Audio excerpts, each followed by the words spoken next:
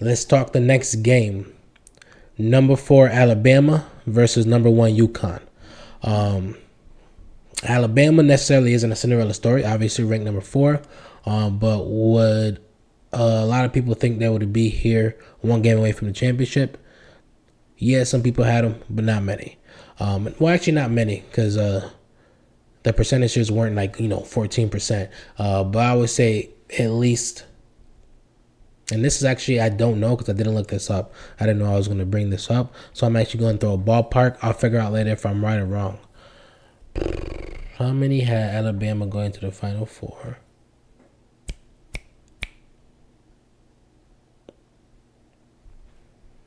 I'm going to say less than 39%. We'll go over 60% had them not going to the Final Four. I don't know if I'm right or wrong. I'll find out later. I just don't know if that's something I can look up very easily right now. All right, so not a Cinderella run. I personally didn't expect them to make it this far. This is actually the program's first Final Four appearance, if I'm not mistaken, which I might have to get fact checked on that too. So, like I said, they've been balling out this year. And all of it has to do by their offense, by their identity, by the way they shoot the ball, by the way they score. The most they won a game in this tournament has been 13 points. And that was, I think, Charleston in the second round, I think. Or the first round. And in the Sweet 16, they had to squeeze out a 2-point win against number 1 ranked UNC. So they've had to go through with this tournament. Like I said, there was a couple games, I think especially against USC. Once that game came on the schedule, everyone's like, okay, UNC is going to win. But at the end of the day, 1 second. I swear, nothing will be wrong. And as soon as I start recording. It's all right, though. It's the last game anyways. All right. And, okay, been through it. Like I said, 13-point win, first round, 2-point win against UNC. Basically, all of this is being made possible by the high-powered, high-paced, high-scoring offense. One of these days, I'll get this talking thing right. They literally average 90 points a game this tournament and have no signs of slowing down. They have shown that you can have a great offensive game, great percentages, put up a lot of points, and still lose because at the end of the day, 3 is more than 2. Quick maths. It'll always come down to a number game, and they will have more numbers. So that's pretty much how they play. That's what their identity is. They're going to run and gun. They're going to outpace you. They're going to shoot the hell out of the ball, and we're going to see where we fall at the end of the game.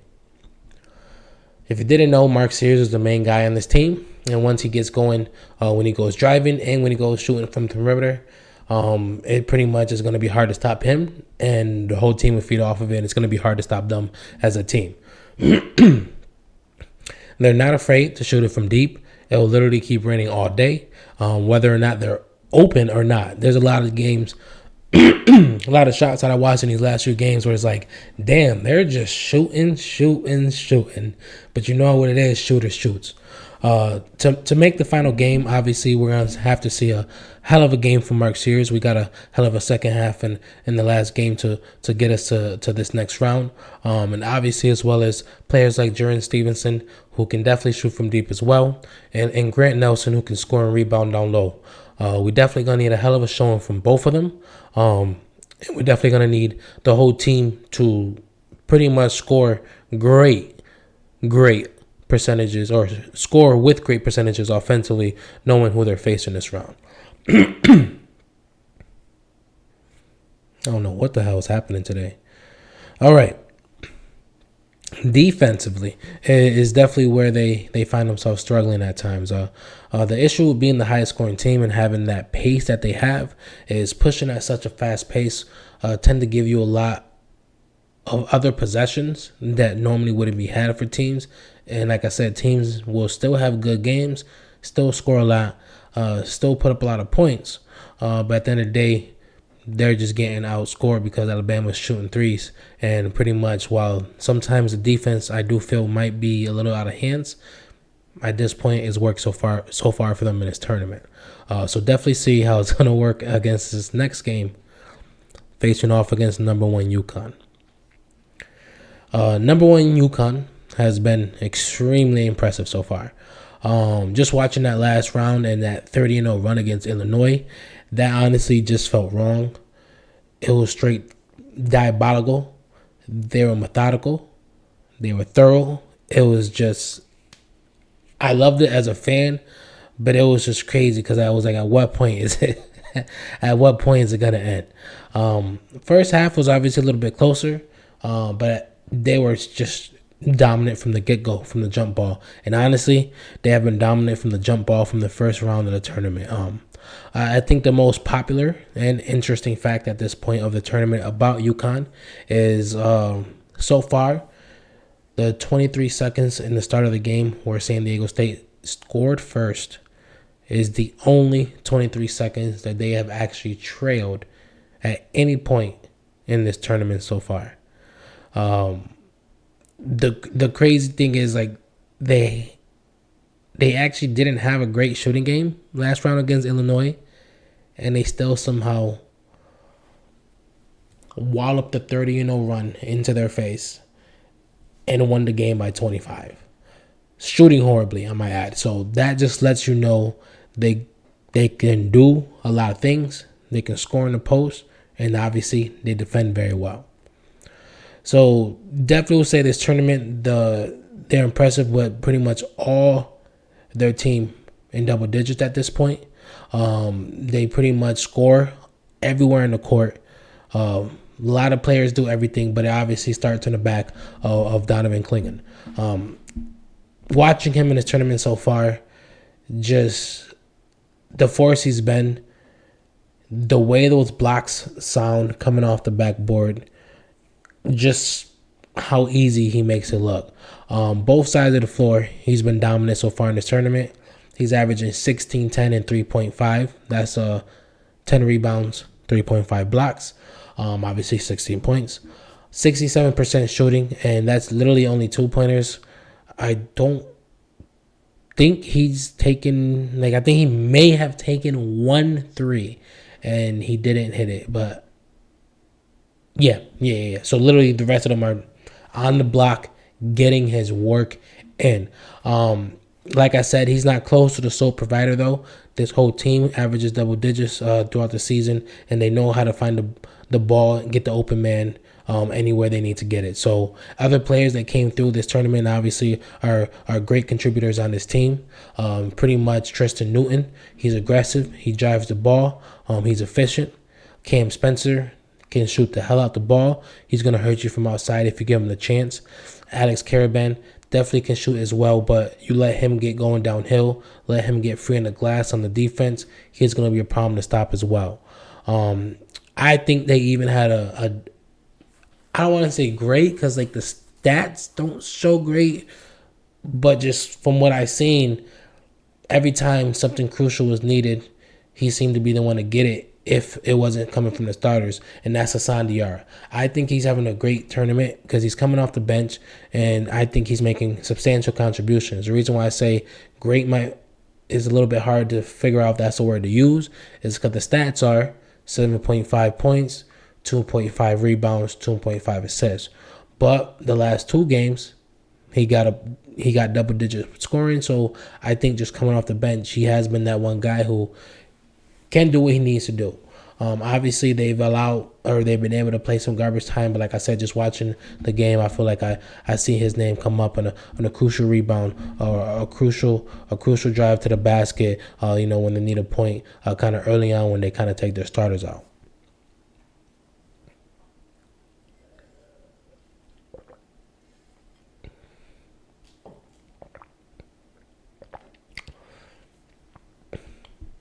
All right, let's get into the game now. Alabama versus UConn should be very interesting. This one's clearly going to be Alabama's suffocating, fast-paced offense and high volume of threes versus UConn, dominant and stifling defense and ability to get work down low. Can UConn stop Alabama from pushing the pace, scoring in transition, pretty much getting their baskets, getting those threes open? Can Alabama guard everything that Clegan and that UConn offense has to offer, especially in that half-court defense when they're kind of forced to slow the game down? I already mentioned the stars of the game. Mark Sears, great at attacking the rim, finishing over the contact. Definitely not afraid to shoot the ball if he gets a shot. Clegan overpowers opposing players. He's a beast on the defensive end. You're going to have trouble keeping off the boards. So which team is going to win? I will say most teams do got UConn, the defending champs, obviously, for a reason, walking away with this one. But I do think Alabama kind of provides an interesting matchup, well, especially with their play style, obviously. UConn is used to getting their work in offensively, outscoring most teams. But the Crimson Tide is the highest scoring team in the nation. Like I said, they're averaging 90 a game in this tournament, and they're doing that while chucking up 32 threes a game. 32 threes a game. Shooters shoot. Will they be able, UConn, will they be able to run up and down with Alabama? Or will their stifling defense come into play, force them to slow down the ball a little bit, force the game to be played at a slower pace, not allow the transitions. Like I said, 30-0 run, shooting horribly. That was a big part of how they did that. Their defense. They kind of stuck Illinois, slowed down the pace, took control of the game, took control of the boards, took control of the block, and basically worked very efficiently that run and in that game in general. So I do think this is actually a very good matchup. We have to see what UConn can do to kind of slow down what Alabama is going to bring to the table. I will say UConn on offense don't do pace themselves that much just because that's not their style, but they have been known to be a team that can adapt to multiple different styles. Teams that plan to outscore them and not emphasize the defensive end, like really stopping them on defense, but let's just outrun them, outgun them, usually pay the price, if I'm being honest. But their ability to adapt and their ability to make teams pay the price, or a team pay the price, will be extremely tested this week versus Alabama. They haven't even come close to playing a team that has a pace or shoot the volume of threes that Alabama does. I think defense will be the key here for both teams, but not necessarily like as in their strengths. Alabama has allowed their fast pace to allow teams to, like I said, have horrible shooting games, still put up 70 or 80 just because they have so many more possessions now based on what Alabama is doing on their end. You cannot, and I literally cannot stress this enough, cannot give UConn that many amount of chances. Connecticut? You think you're going to give Connecticut the chance to put up 70 or 80 just so you could put up 90? That is definitely not a good option. That many chances to score the ball and your defense isn't your calling card. It's actually one of your weaker parts of your team, the lesser of your strengths. I definitely think unless they score a ridiculously high perimeter percentage, to be able to get away with that, kind of them playing that number game where 3 is more than 2, that's going to be a rough night for that team.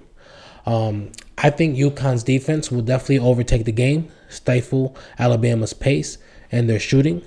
I think on offense, we'll definitely see both teams score decently, but I definitely do think that Alabama does not have an effective enough defense to stop UConn to the point where they can shut down all those weapons and still outscore them effectively at a great percentage, because they're going to need an amazing percentage to do that.